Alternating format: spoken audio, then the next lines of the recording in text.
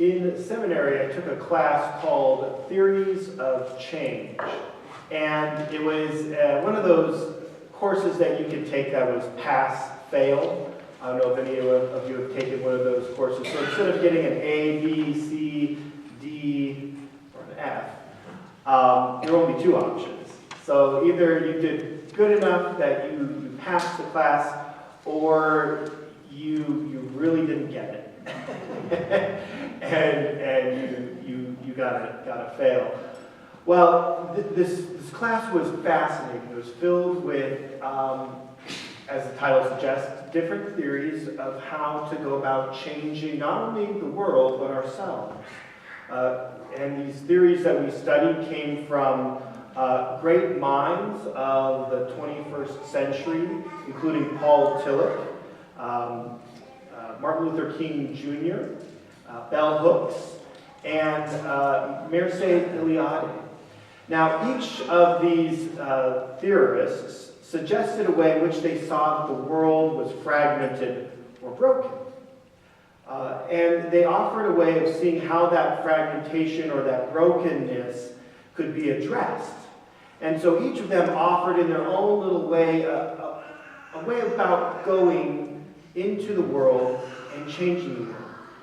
Very often, these theories of change had to do with the personal, had to do with what we feel on the inside. There is a rabbi who talks about the lobster. And there's this wonderful video on YouTube. You can go online and Google search rabbi lobster. And it's this wonderful old rabbi with a big, long, white beard. And he tells this story about the lobster. The lobster feels challenged throughout its life. Its body is actually very soft and mushy, and the body resides within this hard outer shell. It's very rigid, and it does not expand. And yet the lobster grows up, and it gets bigger, and it changes. So how does this lobster grow if it has a soft body and this really hard outer shell? Well, as the lobster grows, the shell becomes very confining. The lobster feels itself under pressure and very uncomfortable. It gets squished and squeezed inside of this rigid shell. So it goes under a rock to protect itself from predatory fish, and it casts off the shell and produces a new one. Well, this continues on and on. Eventually, the shell that was just grown becomes very uncomfortable as well as the lobster grows. So back under the rock it goes, and the lobster loses its shell and grows a new one. And this repeats over and over and over again. I think this is a very fitting description of what it means to grow and change. And all of these theologians, these theorists that I studied in college, all spoke to this pattern that we experience something challenging in our life, and so we must cast off our old beliefs, our old shells, the ways in which we think the world works, or the way in which we understand ourselves, and we are forced to grow something new that we can live within, almost like a sacred container or vessel. So in seminary, I took this class, and I'll have to admit that I took it 3 times, because I didn't get it the first time. And I didn't get it the second time either. And so on the 3rd time, I passed. And maybe that's all you need to know about my transcripts from seminary. But what happened to me throughout those 3 times was me experiencing life as a lobster. I came to seminary. I grew up as a young man, thinking I knew what the world was, and I think I've preached on this numerous times. I'm so glad that I have been challenged in my life to see the world in different ways, to realize that I don't know everything, because it's forced me to let go of something that was holding me back, that was squishing me and confining me. I needed to grow. God wanted me to grow. And even in seminary, it was profoundly important and healing when I went to my professor that first time and said, I don't think I can finish this class. I don't get it. I'm struggling to get all these intricate details right and to fully understand it. And his grace and his mercy shown to me by saying, that's okay, you take it next year and we'll try it again. That was me losing one of my many shells and allowing me to kind of be vulnerable without a shell, to kind of grow a new one and figure out what was safe and get my mind wrapped around what knowledge I did know. And as I grew in seminary, I realized that I had to let go of that shell that I had created, and I was to grow a new shell. So the second time I took this class, I wasn't confused anymore. Rather, I was hot-headed and angry about the world. I was so frustrated about the brokenness that I saw around me. I was frustrated that we hadn't done enough already to really see change in the world happen. And I began to study seriously the works of Bell Hooks, who is a teacher and professor at Brea College in Kentucky. I think she's retired now. But she wrote Teaching to Transgress, which is a way of breaking down the barriers between the teachers and the students in the classroom. That there had to be a lot more to learning this than just dumping information in our students and expecting them to regurgitate that information and calling that knowledge. Rather, she believed that our way of growing and learning is to live the world, to feel it in our bones, in our skin, in our very body. That education is about the whole person and not just the brain. And I was mad about racism at the time. I was really beginning to realize my own racist thoughts. And living in the city of Chicago, I was confronted all the time with the income inequality of the south side, which was predominantly black, and the north side of Chicago, which is predominantly white. Our classes and seminary resided in Hyde Park, which is on the south side of Chicago.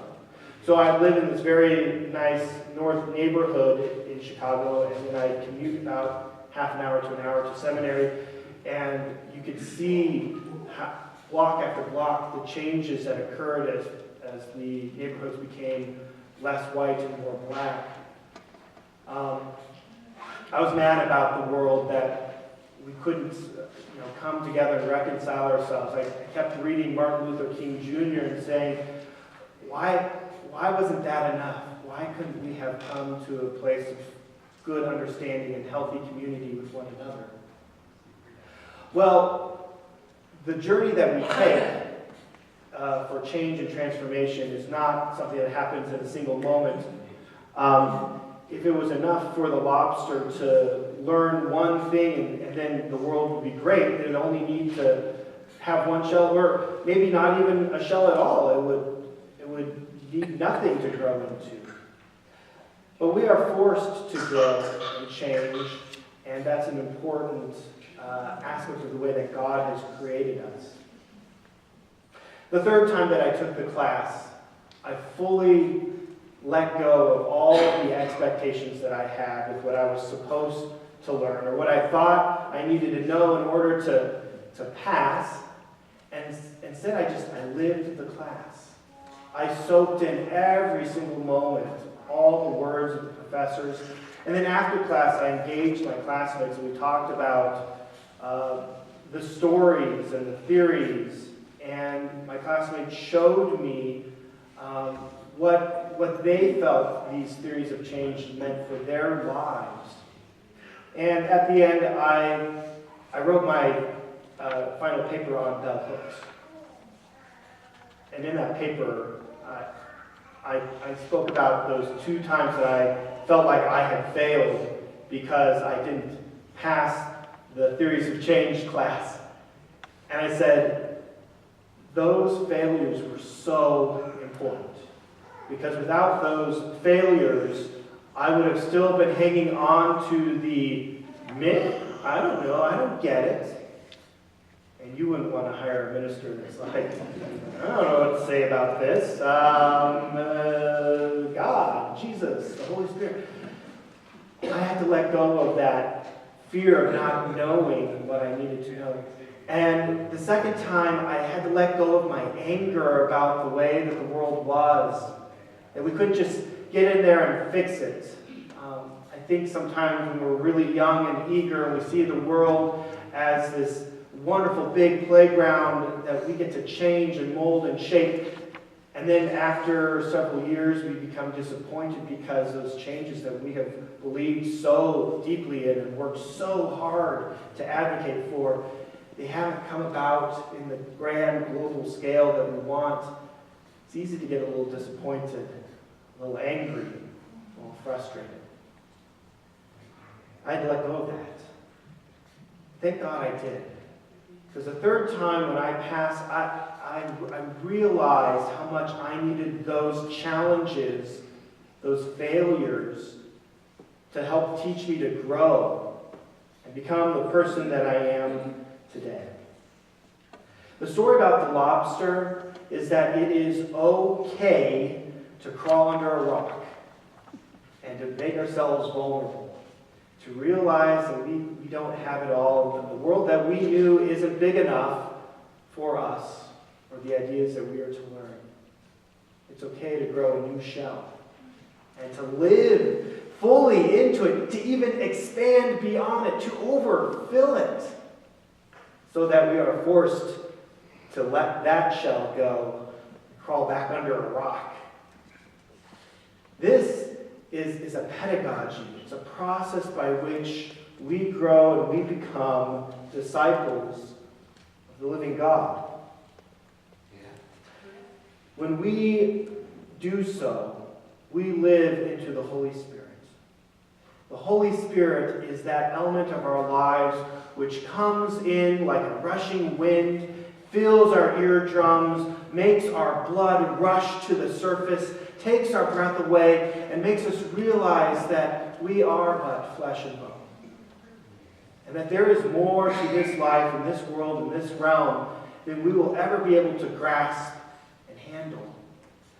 And so it is up to us to follow this Holy Spirit, to let it lead us where it will. When we follow the Holy Spirit, we will come to those moments where it will disrupt our lives, where it will interrupt and make us confused. It'll make us want to crawl under a rock and lose our shell and feel very squishy. And that's the point. Just as those apostolic leaders gathered on the day of Pentecost, they trusted that the Holy Spirit would be present for them. The Holy Spirit met them with grace and mercy. It helped them discover a new language, a language that they could all understand, a language of love and learning, a language of growth, of letting go of the old ways of faith, of being divided into these different categories and nations and peoples and cultures, and coming together and learning from one another. Whether the Holy Spirit gave them the common language or they found that common language in the midst of that gathered holy community, we know that the Holy Spirit was present. The Holy Spirit gave them life beyond what they could provide for themselves. Even here, we find ourselves continually shedding the old shell of our community, feeling a little squishy and uncomfortable, maybe hiding under a rock for a little bit until we grow that new shell. We should trust that in the midst of these patterns of our church life, and indeed even of our own individual lives, that God is with us, that God goes with us, and abides with us and makes us to be holy lobsters. So let us grow, let us become uncomfortable, let us shed our shells, and let us grow new ones in the faith that the Holy Spirit provides. Amen.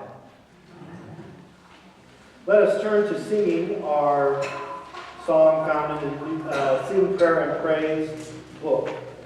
The hymnal, Spirit, Spirit of Gentleness, number 286.